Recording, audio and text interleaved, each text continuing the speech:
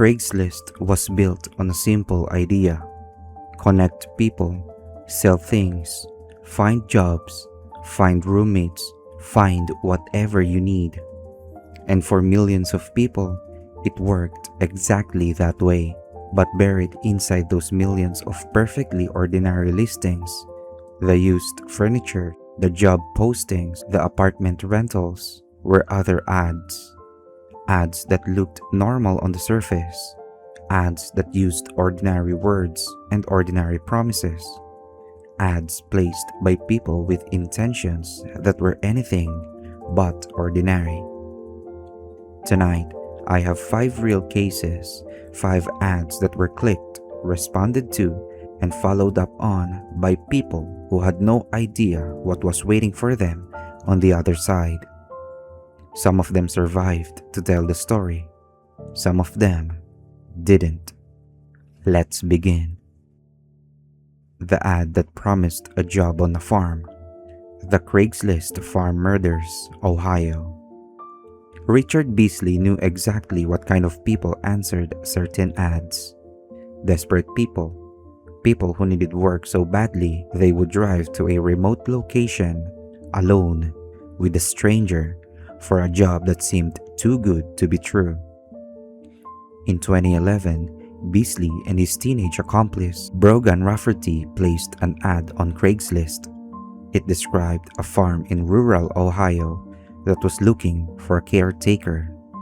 The pay was good. The job was simple: maintain the property, keep things running, housing included, no experience required. For someone struggling to find work, it sounded perfect. 3 men responded to that ad. They drove to rural Ohio. They met Beasley and Rafferty. They were taken to a wooded area under the pretense of being shown the property. None of them came home. Beasley and Rafferty used the fictitious farm job ad to lure respondents, and instead of employment, the victims were murdered and robbed in the woods. A 4th man, Scott Davis, also responded to the ad.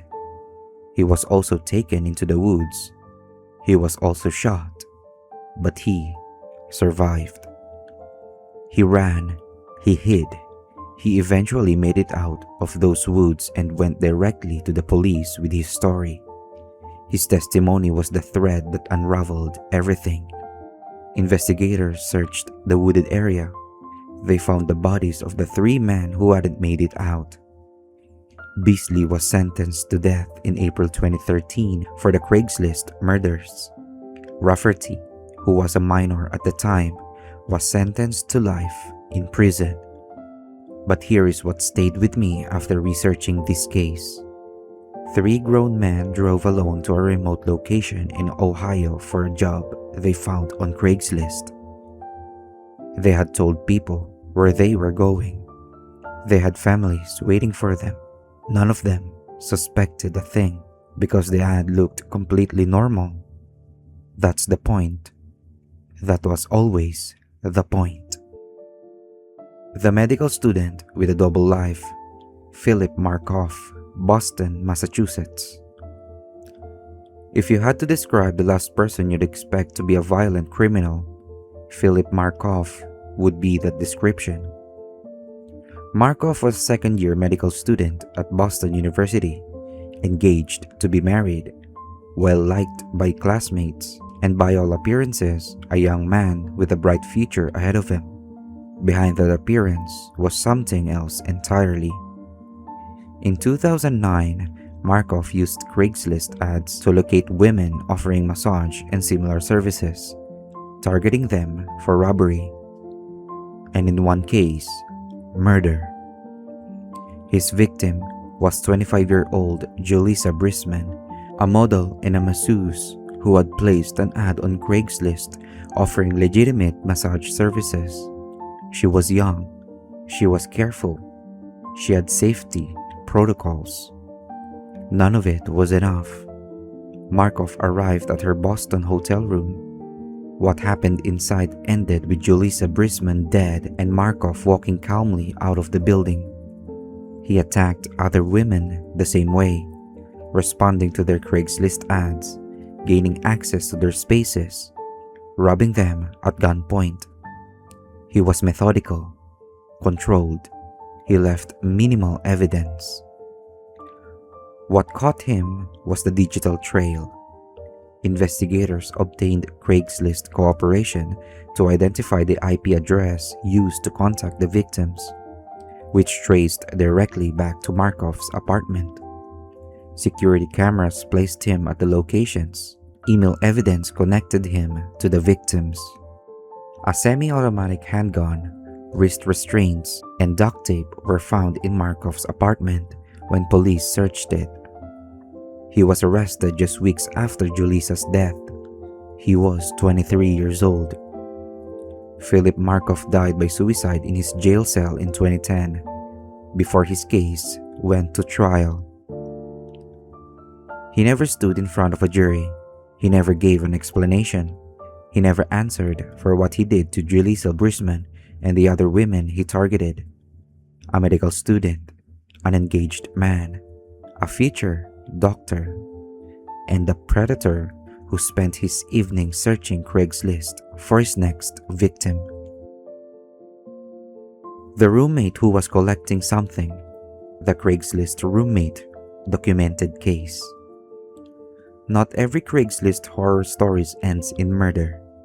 Some of them are disturbing in a different way, a quieter way, the kind of horror that lives in a locked bedroom, and the manila envelope, and the slow, creeping realization that the person you trusted to share your space with you was never who you thought they were. A man named Busher needed a roommate. He posted on Craigslist. A man named William responded. He seemed normal, quiet, kept to himself, paid rent on time. Busher thought he'd gotten lucky.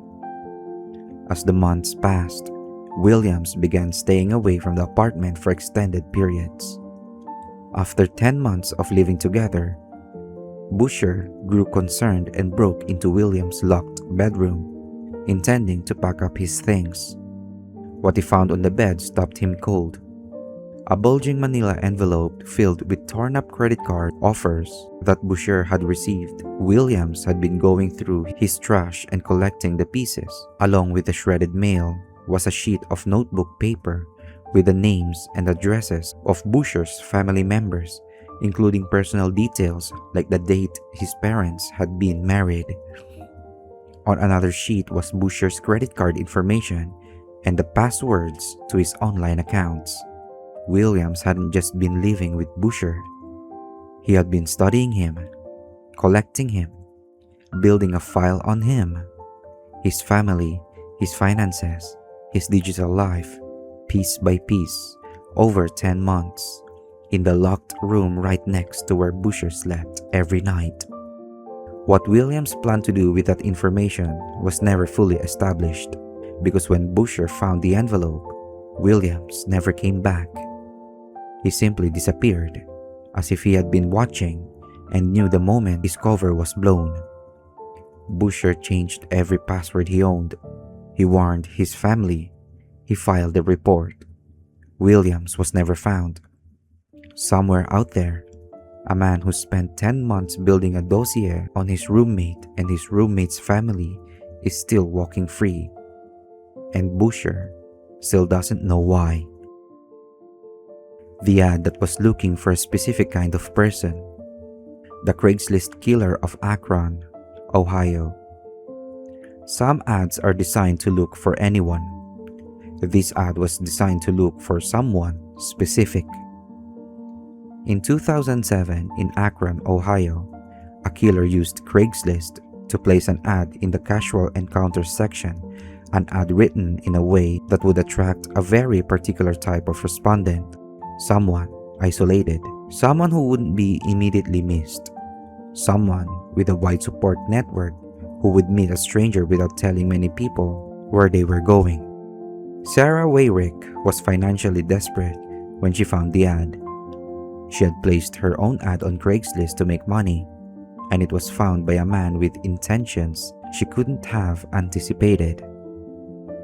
After meeting Philip E. Bolden, Weyrick's body was discovered in a burnt-out vehicle. She had been stabbed to death, with multiple knife wounds to her neck. The car she was placed in was set on fire to conceal the evidence.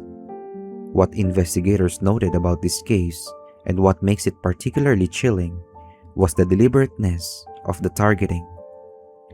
The ad wasn't random. The response wasn't impulsive. This was a man who understood that Craigslist gave him access to people at their most vulnerable, people who needed money, people who were willing to meet strangers, people who were less likely to have someone waiting to hear from them. He used the platform as a selection tool. Bolden was eventually caught. He was convicted of murder, but Sarah Weyrick never got the chance to know how calculated her killer had been. She had simply responded to an ad. The ad that promised a better life for her baby. The Craigslist baby kidnapping, Maryland. This final story is different from the others tonight, because the target wasn't an adult who made a choice to respond to an ad. The target was a newborn baby. In 2019, a pregnant woman in Maryland received a message through Craigslist from someone offering baby items, clothes, furniture, everything a new mother would need. The offer was generous, almost too generous. But for a woman preparing for a new baby, the kindness seemed genuine. When she went to collect the items, she was attacked. Her baby was cut from her womb in what investigators described as one of the most disturbing crimes they had encountered. The attacker had been planning this for months. She had placed ads and responded to ads, specifically targeting pregnant women. She had studied how to present herself as trustworthy.